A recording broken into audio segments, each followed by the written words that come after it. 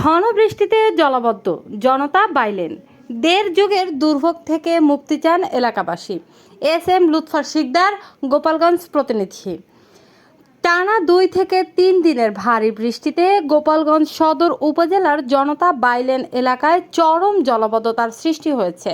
দীর্ঘদিন ধরে নিষ্কাশন ব্যবস্থা না থাকায় বৃষ্টির পানি জমে এলাকাবাসীর স্বাভাবিক জীবনযাত্রা ব্যাহত হচ্ছে। স্থানীয়দের অভিযোগ, জনতা মেইন রোড থেকে শিক্ষক বিধান বাবুর বাসার শেষ প্রান্ত পর্যন্ত একটি দেয়াল নির্মাণ করে পানি চলাচলের পথ বন্ধ করে দেওয়ায় বৃষ্টির পানি বের হতে পারছে না। ফলে সামান্য বৃষ্টিতেই পুরো এলাকা পানিতে তলিয়ে যায় এবং দিনের পর দিন জলাবদ্ধতা স্থায়ী হয়।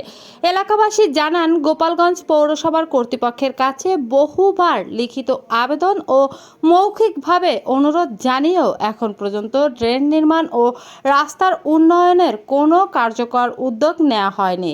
প্রায় 1.5 যুগ ধরে তারা একই সমস্যার ভোগান্তি পোহাচ্ছেন।